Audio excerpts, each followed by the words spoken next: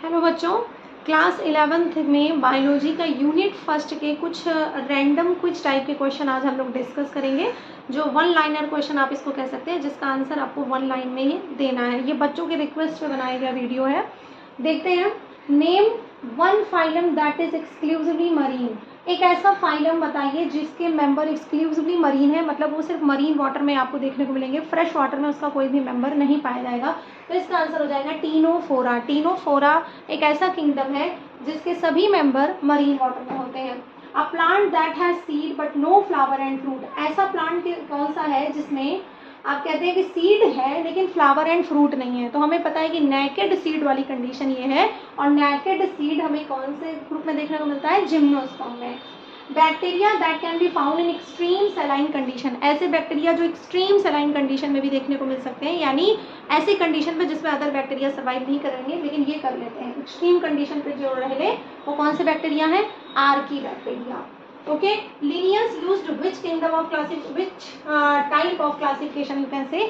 कि लिनियस का जो क्लासिफिकेशन करने का जो वो था, मेथड था, वो कौन सा मेथड था? तो आप कहेंगे आर्टिफिशियल। उनका जो किंगडम क्लासिफिकेशन का लिनियस का जो मेथड होता है उसको आर्टिफिशियल कहते हैं। और कॉलोनियल एल्गा, कॉलोनी बनाकर रहने वाले एल्गा कौन से हैं? वॉलवॉक्स। अगर इज ऑब्टेन फ्रॉम, अगर इज अ कॉमर्शियली प्रोडक्ट। इसके बारे में हम लोग पढ़े हैं कि अगर ये कॉमर्शियली प्रोडक्ट होता है जिसका बहुत सारी इंडस्ट्री में हम यूज़ करते हैं, बहुत सारे डिफरेंट प्रोडक्ट बनाने में। और इसको किससे बनाया जाता है? इसको रेड एल्गी से हम प्राप्त करते हैं। और रेड एल्गी में भी कौन सी एल्गी? अगर एग्जाम्पल पूछे तो gracilaria.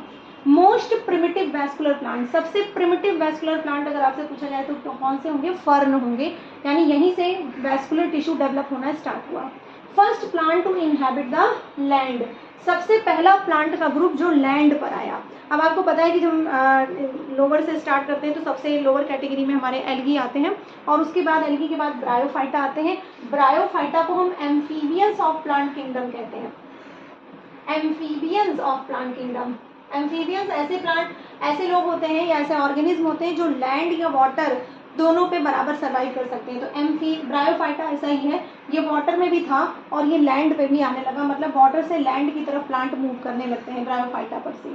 Double fertilisation is the characteristic of. Double fertilisation हमें किसमें देखने को मिलता है? आप कहेंगे डबल फर्टिलाइजेशन सिर्फ एंजियोस्पर्मिक प्लांट का कैरेक्टर है और किसी में ये देखने को नहीं मिलता। Plant having vascular tissue without seed, ऐसे प्लांट जिसमें वैस्कुलर टिश्यू तो है लेकिन सीड नहीं है। देखिए सीड कहाँ से बनना स्टार्ट होता है? जिम्नोस्पर्म से।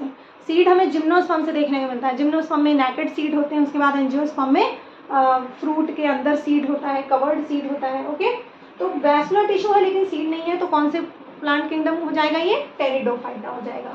Isogamous condition with non flagellated gamete, हमने 3 कंडीशन पढ़ी थी सेक्सुअल रिप्रोडक्शन की एल्गी में, आइसोगैमस, एनाइसोगैमस एंड oogamous, जिसमें हम लोगों ने डिस्कस किया था आइसोगैमस की कंडीशन के बारे में। तो आइसोगैमस विद नॉन फ्लैजिलेटेड मतलब गैमीट इक्वल साइज के हैं तो हम इसको बोलते हैं आइसोगैमस। दोनों की साइज कैसी है? सेम है लगभग, तो हम इसको आइसोगैमस कहेंगे। और इसमें फ्लैजिला नहीं है, ऐसी कंडीशन हमें देखने को मिलती है वॉलवॉक्स में। Okay, plant that possess spores and embryo, ऐसे प्लांट जिसमें स्पोर्स है, एम्ब्रियो भी है, but lack vascular tissue and seed, लेकिन उसमें वैस्कुलर टिश्यू और सीड नहीं है। वैस्कुलर टिश्यू हमें कहाँ से देखने को मिलता है? हमें टेरिडोफाइटा से देखने को मिलता है। तो टेरिडोफाइटा से पहले जितने भी प्लांट के ग्रुप है वो विदाउट वैस्कुलर टिश्यू है। और साथ साथ यहाँ ये भी कह रहा है कि स्पोर्स और एम्ब्रियो हैं। तो किस तरफ हमारा ध्यान जा रहा है? ब्रायोफाइटा। ये कौन सा प्लांट का किंगडम होगा? ब्रायोफाइटा ग्रुप ऐसा है जिसमें वैस्कुलर टिश्यू नहीं है बट स्पोर्स एंड एम्ब्रियो है। ओके, इस तरह के और भी क्वेश्चन जैसे जैसे हम लोग पढ़ते जाएंगे, हर टॉपिक से हम लोग ऐसे रैंडम क्विज करते जाएंगे, रैंडम क्विज सॉल्व करेंगे, और आप लोग ऐसे ही मन लगा के पढ़ते रहिए।